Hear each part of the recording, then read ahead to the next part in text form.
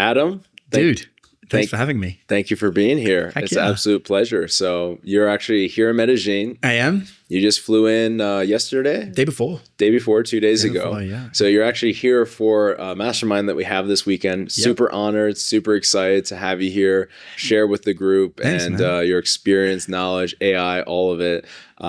So yeah, thank you for being here. Dude, yeah, thanks. I'll be honest with you. I think my kids are fans of yours from the Minecraft days. Oh, yeah. Yeah, they were talking about it this morning. So yeah. It's pretty cool. So for those who listening to this and don't know you already, if you don't mind just doing a brief introduction. Yeah, my name's Adam Lyons. I've been running businesses for over 20 years. I've consulted for over 2,000 companies. Some of them are very large companies that you would have heard of: Nike, Nescafe, PepsiCo, Yum. I mean, that was like back in the day when I was doing more public relations and media stuff. Nowadays, I consult on mergers and acquisitions. I consult companies on how to implement AI the correct way in something that is scalable, that is practical, not something that's kind of like a fad that's going to disappear. And I think people don't really realize the risk that AI poses right now, where it's very easy to get caught up in the marketing of AI without actually acknowledging that which is practical to implement. And really, that's still part of mergers and acquisitions, because right now, when you make a decision to change the staffing in your company to use AI, you're taking a risk on what the valuation of the company is going to be in the future. And some of the AI platforms that are being used are risky. Really risky. And they may actually make your company less valuable if you implement them. Even though you'd think it's more valuable because you're automating, there are some softwares out there that I would stay very, very well away from. And the problem is most business owners don't even understand what AI is. They just get sold on the idea. They think it's like a new software. They're like, yeah, let's use that software. It sounds great. And AI is not a software. So what is it if it's not a software? So, well, first of all, it's not even an AI. We don't actually have artificial intelligence. We have large language models. It's really just advanced predictive texting. We don't actually have an intelligence. It's not smart in that way. It's analyzing what you're saying and what you're likely to say next based on pattern recognition. That's why all the AIs are large language models. And we don't call them AIs. So for example, XAI, which was Elon Musk's company, right? It's got AI in the name, but the AI itself, Grok, doesn't have AI anywhere in it, because Grok is a large language model. Grok is not an actual artificial intelligence because we don't have one. My favorite analogy is, do you ever see the Back to the Future movies? Yeah. Okay, so Back to the Future 2, we were told we were going to get hoverboards in the year 2015. And we actually did. We got hoverboards in 2015. Yeah. But they were these two-wheel devices. Like they weren't real hoverboards. Right. But this clever marketing company came out with a hoverboard in 2015. And we're like, look, we have hoverboards. But they weren't hoverboards. That's the same with AI. We don't have AI. We have large language models. And because of that, there are companies that are developing software that they're claiming is AI, but it's really just based on the large language models. They've built it on the OpenAI large language model or Llama, right? Meta's AI. And some companies are looking at these software, calling them AI software and saying, this is great. I can build an amazing app for my company. I can get rid of my team. I'm going to use this app. The owners, the business owners, they're hiring someone to use this software because they don't want to learn it. They don't want to learn the AI software. And they haven't looked at the terms and conditions.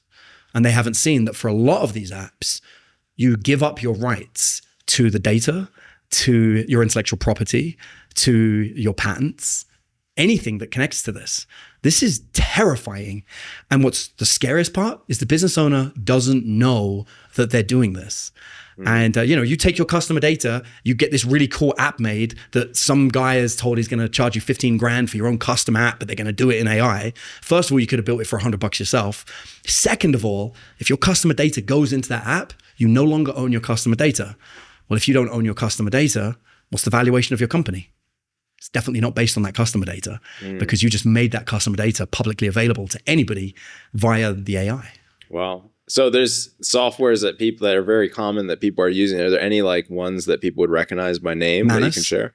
Manus. If you look at Manus's terms and conditions, you will see in their terms and conditions, any information that you give them, they own now. Really? That is the most popular software that everyone is. They own it. Look at their terms and conditions. Yeah, it's theirs. Really? They have the right to use it. And they have the right to release it, give it to anybody else, do whatever they want with it. Now, will they? I don't know, but they can. You would never, as a business owner, sign over the ownership of your intellectual property. Did a company do this? Absolutely. Samsung, two of their coders used, I'm pretty sure it was actually OpenAI. I'd have to check to be 100% sure. And they put in some of their code and completely voided ownership of that proprietary code. Samsung went into like a full reaction to it. They set up firewalls. No one could use AI for like 3 months while they tried to figure out what had just happened. That was a couple of employees in a company that made the smart decision to use AI to speed up a process. As a business owner, just ask yourself one question. Did you make all your staff members re-sign their contract explaining how and when they're allowed to use AI? I guarantee you didn't. And if you didn't, then you're at massive risk. Like right now, you're at risk. So many companies are so proud. Oh, we use AI. I'm like, great. And you got all your staff to sign new contracts, right? Saying that they're not going to misuse that AI. I'm like, well, no. Oops. So how does someone use AI without risking signing off all their intellectual property? First, we got to recognize that a large language model is essentially invasive, as opposed to a software like Go High Level or like, which is a CRM. AI is analyzing all the data and it is predicting what's going to come next. It's pattern recognition. And depending on which large language model you're using or how it's built, it's potentially sharing it with every other version of itself, meaning everyone else that uses that same large language model now has access to whatever you give it.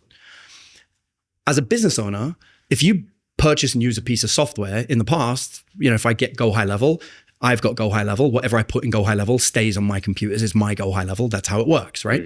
If same with Canva. If I design something in Canva, if I choose not to share it publicly, then it's just mine. That's how it works. That's the opposite with AI. With AI, you have to say, do not share this. Otherwise, by default, it's going to build its model off of your data. And if it's building the model on the data, it's sharing it with everyone. So as a business owner, you need to know that. And you need to make sure that you are controlling what LLM is being used and how and why. And you don't get to offset that knowledge. You don't get to say, oh, I've got somebody that handles that. This is your intellectual property. This is the core component of the business. There is nothing else more important that you can be handling. This is everything you've built. You own this and you're responsible for it and you're liable for it. So a lot of companies are just shoving AI, large language models, into their tech department and saying, okay, you're in charge of this. Or they're building a new AI department or outsourcing it. You're in charge of this. I don't want to learn it. I've got too much other business stuff. No, you haven't got too much other business stuff. This is a brand new way of dealing with business. It doesn't follow the previous rules. And there are lots of new guidelines that need to be developed and learned, and people have to understand this. And what's hysterical is a lot of companies, when I first say this, they laugh and they go, haha, you're over worried. And I'm like, tell Samsung that they were over worried, right? They weren't worried enough. And I think the reality is companies don't realize. Let's look at Builder.ai. Builder.ai just basically had to come clean and admit they weren't really a vibe coding platform. They were actually a bunch of Indian coders developing it. I mean, we're talking billions of dollars in revenue, and they just admitted that it was completely fake. And what happened? That's the end. That's the end of the company. They folded. Now, and probably have a lot of lawsuits on the way. Can you imagine if you were using Builder.ai, which is one of the biggest vibe coding platforms, convinced that you were using AI, but you were just using virtual assistants? As the owner of a company that was potentially using Builder.ai, how dumb would you feel today that you didn't do your due diligence, that you didn't question what's going on? And I'm saying there are a lot of companies right now that are using marketing, using very persuasive sales techniques and getting everybody caught up in the hype. And this happens to people a lot. It happened in the dawn of the internet, right? When the internet first came out, in almost every new technology, we get a boom and a bust. We saw it with cell phones, we saw it with televisions, we saw it with personal computers, and we're seeing it right now with AI. It's where a lot of people promise a lot of BS, they get a lot of money in, and a lot of companies jump on board with the wave. And then there's the bust. As people realize, oh, some of these companies are fake. Some of these companies don't do anything. This company put my IP at risk. And in a world of everyone who's trying to push and be like, bye, get involved with AI. I lecture at the University of Texas in Austin to MBA students at the MBA level, right? About AI and entrepreneurship. I spend a lot of time going to events and talking about this. I'm so pro AI. I think that we should all be learning AI. I think we should all be using it, but I'm wary of AI. I'm saying to people, don't just fire your humans yet. Really understand what's going on first. And as the owner of the company, you have to be intimate with AI. You have to know it. You have to understand it, because you can't allow somebody to come into your company who knows AI better than you and you allow them to run free inside your company. I'll give you an example. I was at a Vistage event in Houston about 3 weeks ago. And we were talking about whether AI can replace employees. And this company is doing about 42 million a year. And the founder was quite confident. And he stood in front of me and he said, he's like, I feel like I could replace any of my employees with AI. And the only person that can't be replaced is me. And I looked at him and I sort of like laughed. And I said, that's awesome. I was like, how many years experience do you have? And he's like, I've been doing this for, 30 years. And I was like, wow, that's an amazing amount of time. Did you go to school for it? Did you study? He's like, hell yeah, I did. He tells me the name of the school that he went to. And I was like, that's great. And I was like, and then did you do this for your family? He's like, no, I did it all myself. I was like, oh, that's so cool. And have you had any other companies before this? And he was like, nope, this is my first one. I've run it for this long. I was like, oh, that's great. And I was like, I'd say, are you a confident business owner? And he's like, oh yeah, I follow my gut. I was like, that's great. So while he's saying all of this, I'm writing it into a clone AI that I've got. And I cloned him. My AI then went out and found every podcast interview he'd ever done, every social media post he'd ever made, and anyone who had ever spoken about him online. I figured out his Myers-Briggs accurately, his DISC accurately, and I managed to figure out how he makes decisions and also a lot of his favorite catchphrases. I learned everything he knows about business and every project he'd ever worked on, and also anytime he'd been interviewed about that project, about the things that were particularly difficult and how he got past them. Within about 8 minutes of talking to him, I built a clone. And I said to him, do me a favor. I said, I don't know anything about the industry you're in, but would you mind just asking me a question? I'll try and answer it. So he asks the question. And I was like, is this the kind of question that only you can answer? He goes, absolutely. My place is secure in the company. And then I gave him the answer in his own words, using his own catchphrases. His face dropped. He looks at me and he's like, what did you just do? I was like, I cloned you. I was like, imagine if some smart AI person came into your company, spoke to you for 15 minutes, figured out everything you know about business, and then was capable of completely cloning you and having access to all that information, all your experience. Now it's theirs. He's like, I was like, but you still have your contacts, right? And he goes, yeah, that's what I'd have. I'd have my contacts. I was like, cool. I hope you stay in touch with your contacts every day and you don't send out your salespeople to go and talk to them. And he's like, well, I was like, yeah, It's like AI is risky, really risky. As a business owner, you must know it intimately. You must know what it's being used for, by who and how, which systems they're using. Imagine if half your team are using Grok and the other half are using, I don't know, Gemini. And, and they're telling you that it's totally okay. But one of them, he accidentally uses Grok through his own personal account. That's a huge loophole in your company and you don't know about it. Once that person accidentally puts their data on their public Grok, your data's leaked. You don't own it anymore. Really? It's gone. Yeah, it's gone. It's public. That's it. So if you have a personal account on Grok, on GBT, and it's just a paid personal account, you put info in, it's public. Let's use ChatGPT as an example. Okay. If you open up ChatGPT, your standard free account, anything you put in there, they're allowed to train their model on. That means every other copy of ChatGPT has access to it. That's the same with Meta. That's the same with Grok. They're all the same. So somebody has an X account, which gives them Grok for free. And you as a company, you love Elon Musk, so you tell everyone to use Grok. So this person uses their personal Grok. You gave them a business one, but they accidentally logged in with their personal one. They put your customer data in there. That customer data is now available to everybody. I've shown a few times that I can find people's customer data. I can find their contact information, to find out what they purchased. I can find all sorts of stuff. Not always, but sometimes when somebody's made the mistake of putting it out there. This should terrify business owners. Like it really should. But because nothing bad has happened yet, or not in a way that is meaningful, everyone's treating it like a software. Also the pricing, no one understands how much this stuff should cost. It's cheap. You shouldn't be paying $15,000 for somebody to develop some kind of AI software for you, because in Lovable or in Manus, if you wanted to use it, you could build it in a couple of hours yourself. Yeah. You could absolutely build it in Claude. That would be a piece of cake, right? But because the business owner's like, oh, I don't do that. It's like, what, you don't spend 1 hour to make sure that AI software is exactly what you want it to be? You have an hour. You have an hour to make sure it is exactly the way you want it to be. You just talk to it. You talk to the coding person, you're going to sit down and give him a brief. By the time you gave the human a brief to go and do it, you could have just told the AI to do it. Okay, then you might have to integrate it. Use your own tech team to integrate it. They'll be able to do it, right? You don't need to spend 15 grand. You can just use the team you already have. This is huge. It's huge. I feel like no one is talking about this. Everyone's talking about the hype. Like I was just at another mastermind last weekend, and there's a guy talking about AI, how this is like, there's this amount of time to do this stuff with AI before it's too late and it replaces us, and like going all in on this.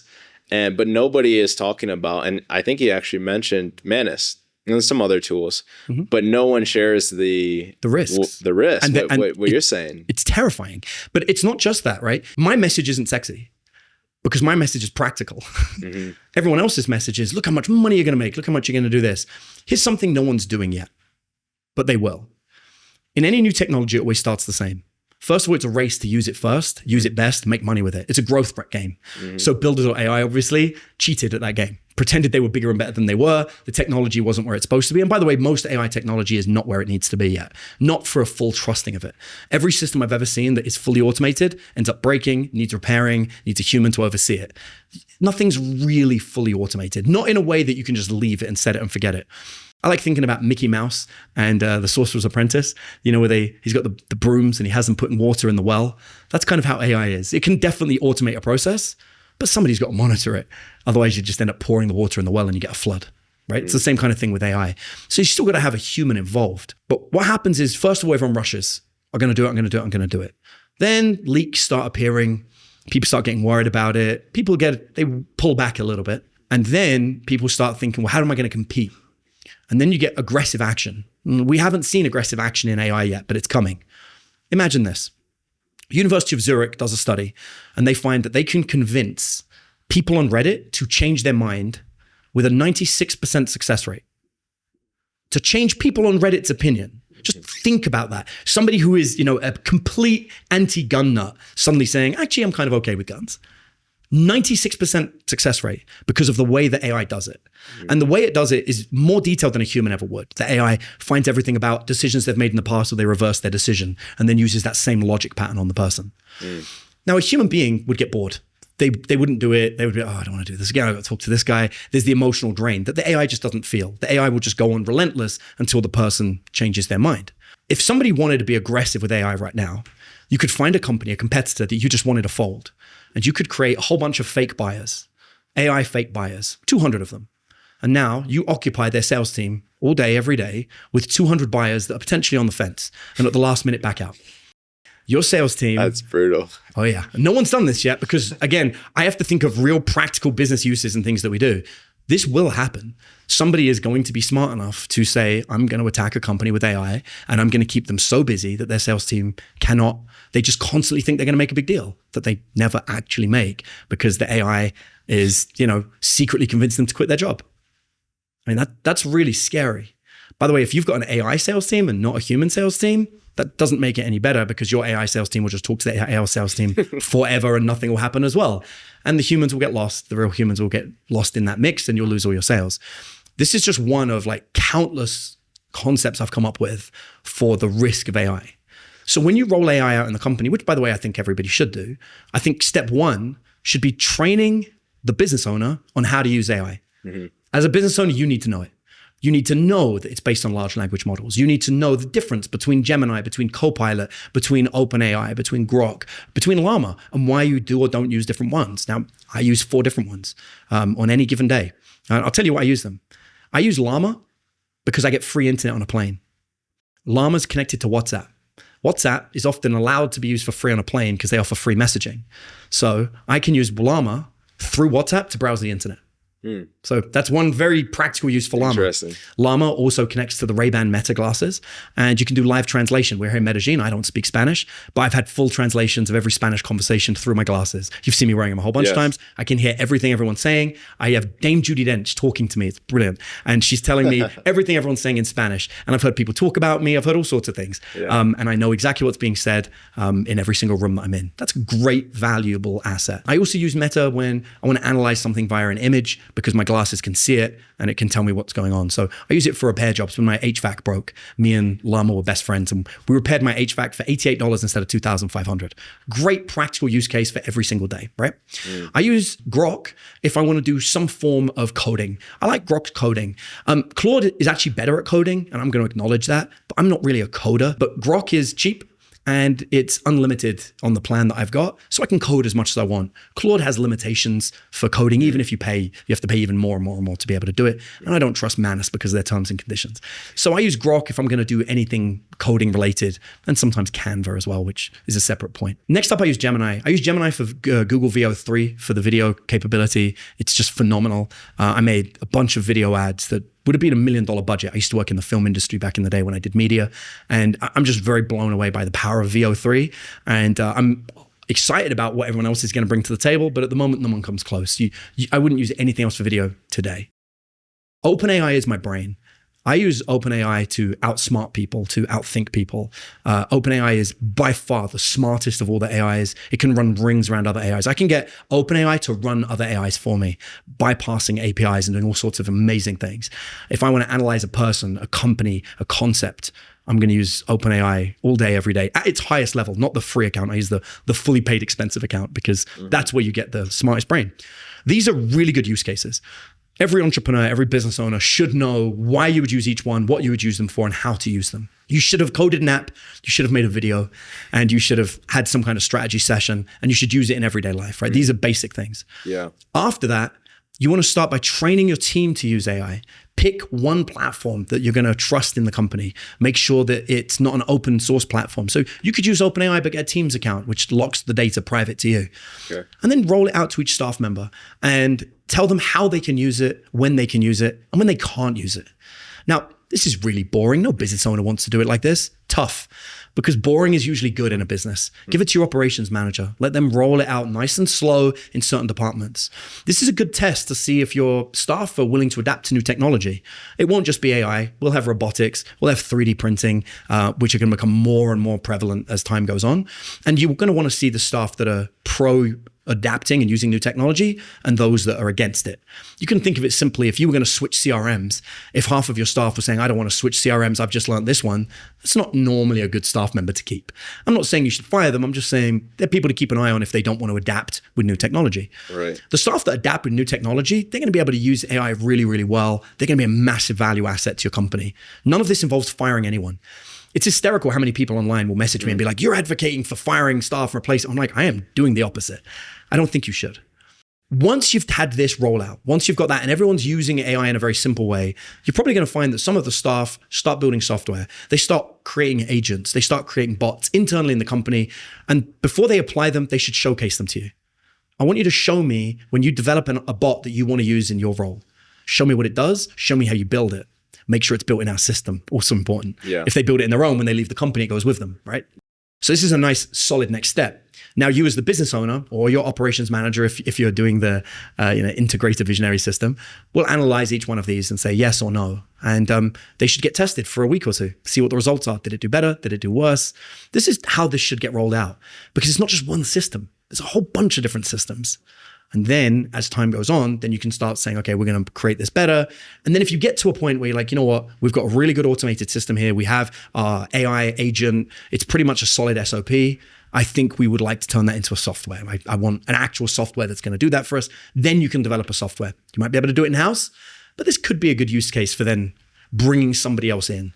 But don't do it blind. Don't be sold on it. Don't just be like, oh, I'm going to buy this thing, because that's, I think, really dangerous. And this is a very simple way to roll out AI. You could do it in a couple of months. And I think that would be a very practical way to do it. Yeah.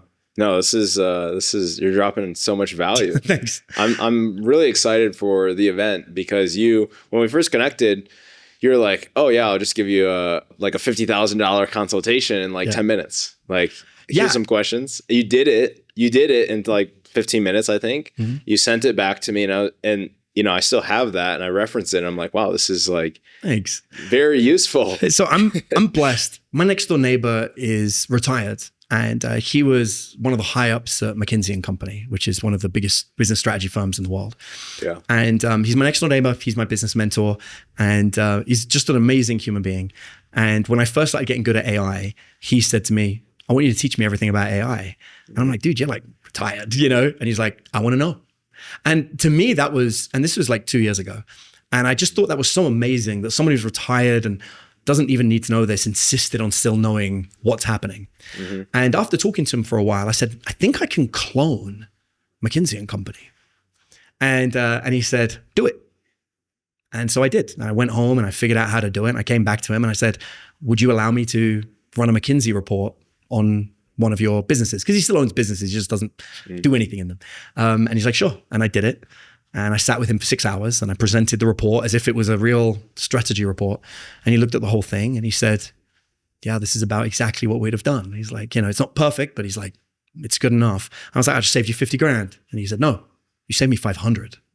He's like, it's $500,000 for a report of this quality. Now, this was an intensive report. This wasn't just going into AI and being like, hey, give me an answer, right? And then what I did is once I had that framework, I was capable of shrinking it down. I can do it in 15 minutes now.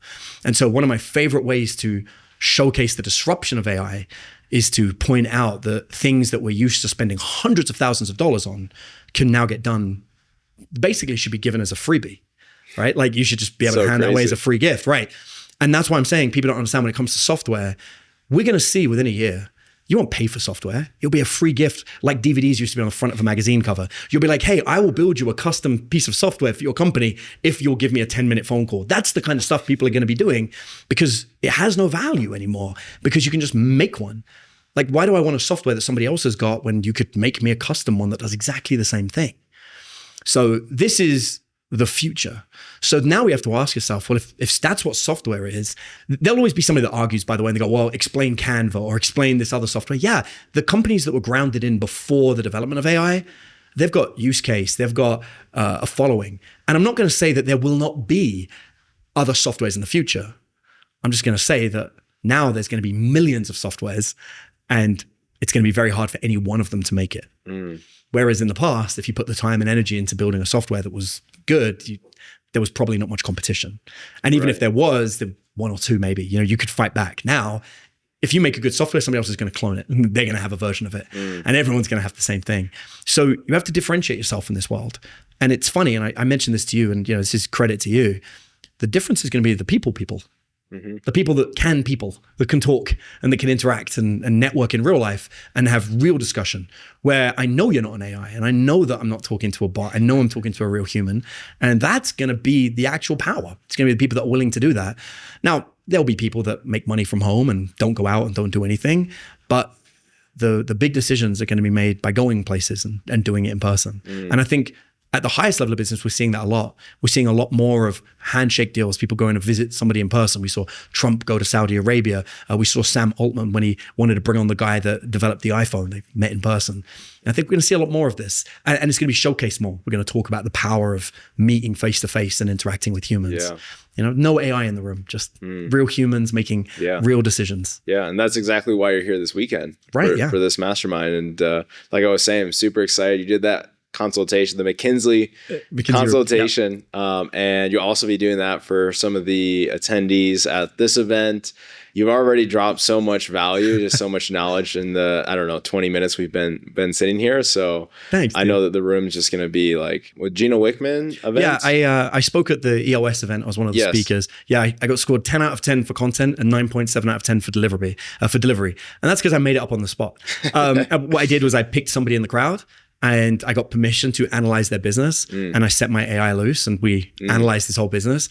We found that he paid, I think he paid like $12,000 for a website that was actually a free like Wix account or something. And we found it. Template. Yeah, it was a template. And we actually found the placeholder videos, placeholder images that were there. And I was like, man, I'm so sorry that I'm sharing this publicly. But he said, no, it's okay. It's okay.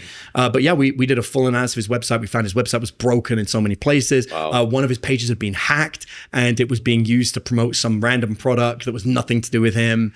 And we just went on and on and on through his company. We found new revenue streams for him. And that was the whole demonstration. It was just showing somebody, you give me 20 minutes looking inside your company with an AI, knowing what it's doing and I know what I'm doing. You can just see what you should be doing.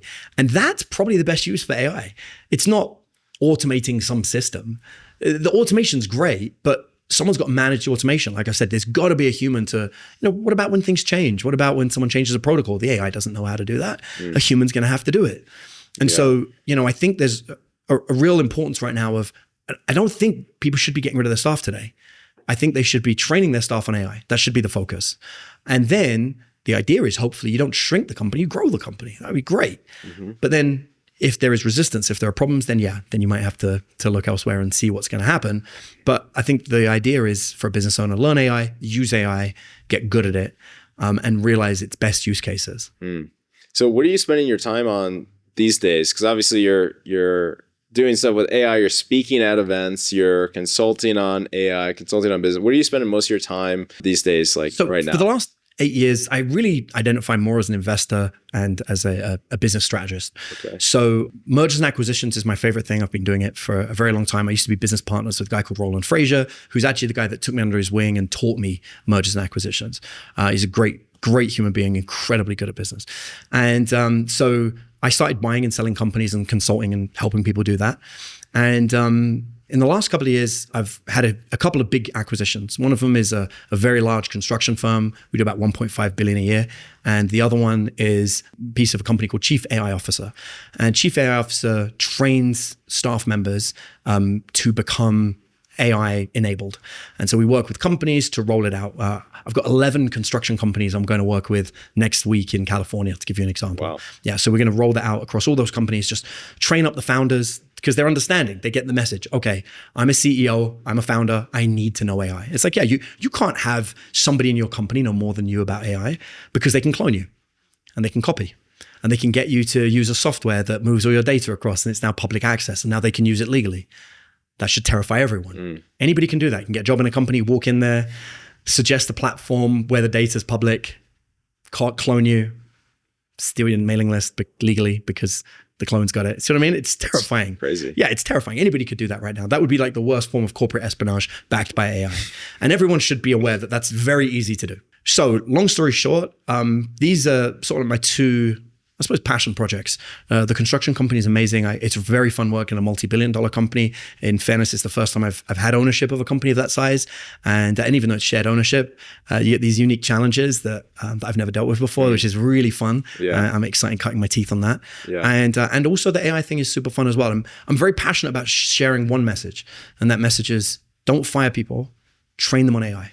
That's my message. It's train yourself on AI, train your team on AI. That's the best thing for your company, because a staff member who knows your company intimately and who knows AI is so much more powerful than some stranger with an AI system. Right. Because they know the company. They understand your actual goals, the use cases, what will work, what won't work. And as long as they're actively interested in learning it and they'll apply it, that's going to be so much more valuable for your company, providing it's being done in the right way that keeps everything internal. And so that's my big message for that. And so these are the two things that I really care about. And then through that, there are companies that want to hire me as a consultant, and I've got various pricing methods. But my goal is initially, after 1 year of working together where they pay me as a consultant, to transition that into equity. I'm far more interested in equity in a company, but I never start with equity. I get a lot of people offer me a percentage of their company. Like, come and work with me, I'll give you a percentage. That doesn't interest me. I want a year of a consulting fee so I can see the company inside. I want to see how you work. Do you listen? Do you apply things? Do you do it? Right. Because I don't want to take 60% of a company and then do all the work. I want to take a smaller piece and really be a valuable asset that helps you grow your vision, your passion. That's what I like doing. Amazing. And so for those who are listening to this, anyone who wants to connect with you, maybe work with you, where can they find you? Instagram is the best at the moment. Okay. It's at the Adam Lyons, so TheAdamLyons. That's the best place. Just come and listen and follow. I try and do a free training every week, at least at the moment. We might switch to a paid training at some point, but right now it's free. It happens at 2:00 on a Thursday or Friday, depending on whether I'm flying or not. And I do it every week, and I always tell everyone, I was like, business owners and non-business owners, you can come to it. If you're a business owner, know that the reason I'm doing it is because I'd like you to consider working with me. I'll showcase the latest technology in AI. I'll showcase what I'm using, what's practical and what's working. And if you like it and it sounds smart, I'm happy to show you how I use AI to make sales, because I do have an AI-based sales system. But it's human and AI, cyborg system is how I like to call it. It's like half and half. And I like to showcase that system. And then if I'm right to work with, then we can work together. And if you're not a business owner, please come. I want you there because I want you to realize what's being said to business owners and that you should be right now self-educating in AI, because there is a chance that your business owner, your boss, has not bothered to learn AI, and you really should.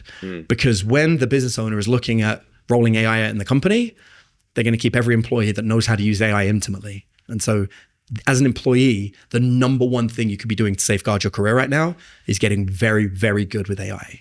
Because even if you get stuck in one of the layoffs, you'll find it much easier to get a job when you turn up and you say, I'm proficient in all these AI platforms. I can do this. Here's an example of my work using AI. You're going to find it a lot easier to get hired versus for the last 10 years, I've been working in an industry. Yeah. Because what worked in the past is kind of almost irrelevant in the future, which is terrifying, but that's where we're at. So last question, I just thought of this. Yeah. When we first connected, it was about 4 or 5 weeks ago. And you told me, yeah, I'm going to come down and talk about AI, but I don't know what I'm going to talk about because in 4 weeks from now, so much is going to change. Right. It's changing so fast. So we're 1 day away from you talking at this event. Do you know what you're going to talk about now? Well, here's a great example. Since we first spoke 4 weeks ago, Google VO3 hadn't come out. So imagine that. Imagine if I'd have said, I'm going to talk about one particular platform. Google VO3 transformed a lot of how I use AI because previous to 3 weeks ago, I'd have said, I don't really think you need Gemini. I don't think it makes sense. Now it's a requirement. You must use Gemini because you can't afford not to have Google VO3. So yeah, what I'm going to teach is that which is current and working. So I'm going to showcase how a company should be using AI. I am going to demonstrate the different large language models, what you should be using and why. I'm going to pinpoint all the risks that exist and the holes that people make, the mistakes they make. I'll show Google VO3 and I'll show what you can create with it. I'll show how to make a video game with AI. I'm going to showcase how I can bypass an API by using an API to, using an AI to bypass an API. Yeah. And I'm going to show people how to develop their own business strategy for the next 3 years in an AI-rich environment. Wow. But I do want to go on record and just say one thing. Everyone here today is talking about AI. AI isn't the problem. The robots are the problem. And in a world where everyone is so transfixed on AI because that's what's happening right now, the robots are the real issue and they're coming within about 18 months.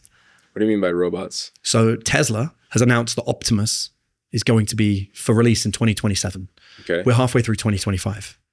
Optimus is a fully humanoid robot. Transformer. Right, yeah, it's Prime. Optimus Prime, exactly. I'm sure that's where the name come from.